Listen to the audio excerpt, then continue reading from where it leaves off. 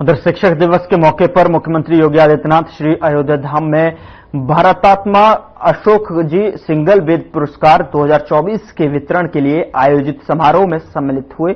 इस अवसर पर सीएम योगी ने उत्कृष्टतम वेद विद्यार्थी, उत्कृष्टतम वेद शिक्षक और उत्कृष्टतम वेद विद्यालय को पुरस्कृत किया गया।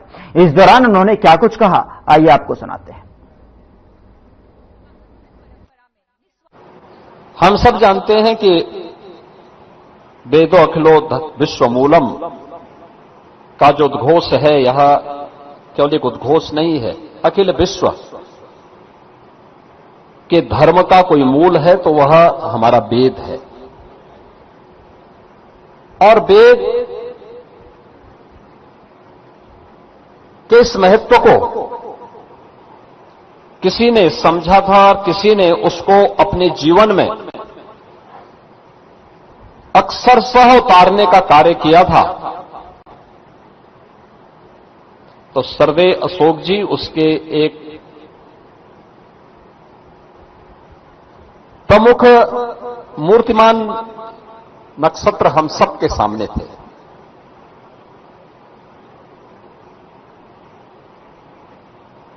भारतात्मा अशोक सिंगल पुरस्कार उत्कृष्ट वेद विद्यार्थी को, शिक्षक को, संस्था को प्राप्त हो रहा है और पहली बार अयोध्या धाम में पुरस्कार दिया जा रहा है। और अयोध्या धाम में भी सर्वे अशोक जी की कर्म साधना की स्थली में दिया जा रहा है। इससे उत्तम दूसरा स्थान हो ही नहीं सकता इस पुरस्कार के लिए। सर्वे अशोक जी के बारे में हर व्यक्ति जानता है कि वह काशी हिंदू विश्वविद्यालय में,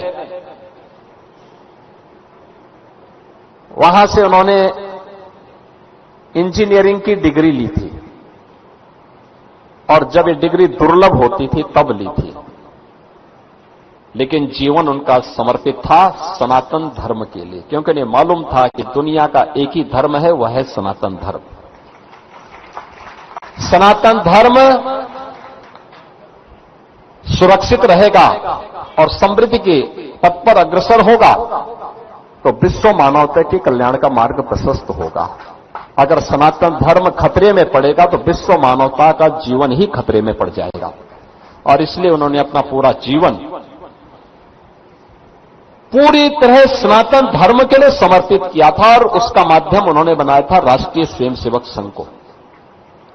राष्ट्रीय स्वयंसेवक संघ के एक स्वयंसेवक के रूप में, एक प्रचारक के रूप में, विश्व हिंदू परिषद के महामंत्री के रूप में, अंतर्राष्ट्रीय कार्याध्यक्ष के रूप में और राम जन्मभूमि आंदोलन और अशोक सिंगल जी एक दूसरे के पूरक सी बन गए थे। सोते जागते उड़ते बैठते एक ही ध्येय, एक ही मूल्य, एक ही मुद्दे के लेकर के वे कार्य करते थे कि जैसे भी हो हमें राम जन्मभूमि फिर से लेकर के रहना है और इसके लिए जो भी माध्यम हो सकते हैं, और शांति का हो या क्रांति का, सनातन धर्म को मजबूती प्रदान करने के लिए वेद विद्यालयों की स्थापना हो या सुदूर जनजातीय क्षेत्रों में एकल विद्यालयों की स्थापना का कार्य,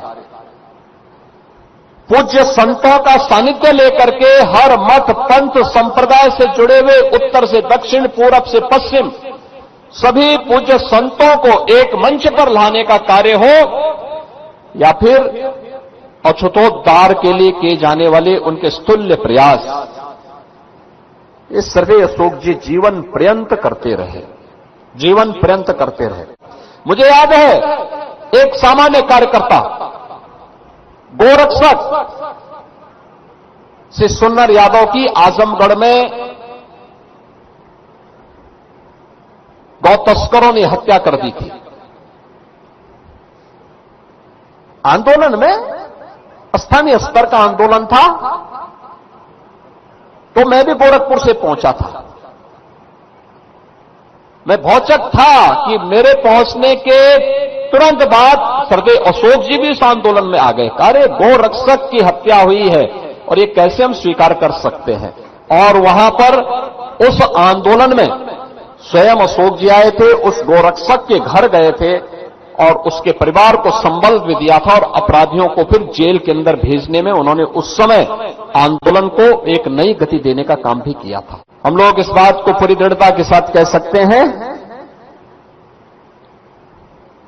कि दुनिया आज भारत की तरफ आशा भरी निगाहों से देख रही है।